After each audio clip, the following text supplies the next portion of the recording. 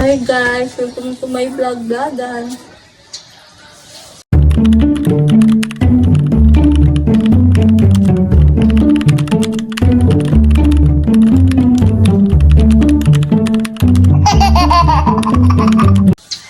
Ay mga personification, kamusta na ang ota na yan? A day in my life sa Uson Masbate.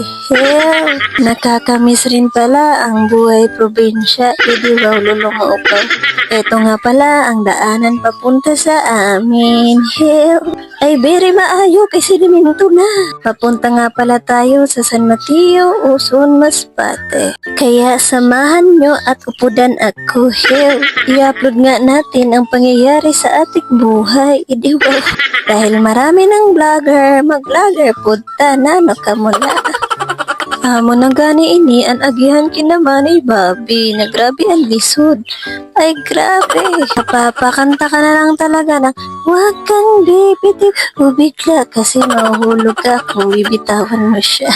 Sabi no, pagpagkalili sa aming 50 na, dati tag-gisla or tag-20. Waragya po nagbago. Hell. At sa wakas, ay dumating na ako sa aming balay. Amin ang balay namon ho, na walang tawo eh. Hi guys! Ma-vlog-vlog kita guys. Ayaw ko pagparano, kay wala akong kwarta. Ano ka pa nila. Ano na doon? Kaya ma-vlog kita. Ang balay sa kiro, wala sa nano. Dito na nga ako sa aming bahay. Pinatayo lang pero iniwan. Katulad niya, iniwan ka din, di ba? Nakakamiss rin naman pala dito pero mas nakakamiss dati kahit maliit lang ang bahay namin may tao. Ngayon wala ng tao. Shout out nga pala kay Badundon. Dati si Puno niya na may asawa. Pagkatapos gani ay bubiyahe kami ni Kuya sa Buracan. Nagisugat niya man ako. Shout out kari sa mga viewers ko. Thank you sa panonood. Kahit 1K viewers tayo.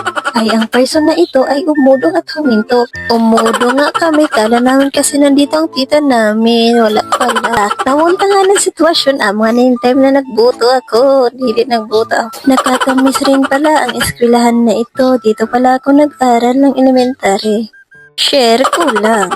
Nagturo TikTok gani ako tapos kinantahan kong aking mother kasi sad siya. Sabi ko, aray, naku. Ay sakit eh. Kaon gani kita sa itlog mo. Ang itlog ko galit. Ikaw pa na kuya?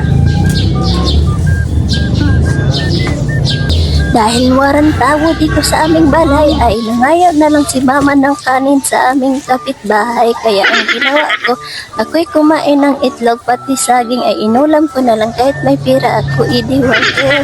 Kung magtatanong ka ay huwag ka na lang humunga basta ang kasama ko ang aking kuya.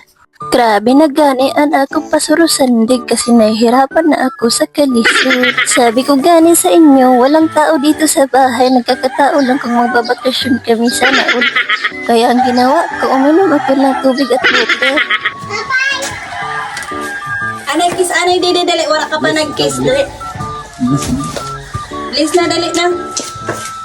Dali na. A beautiful man sa rin.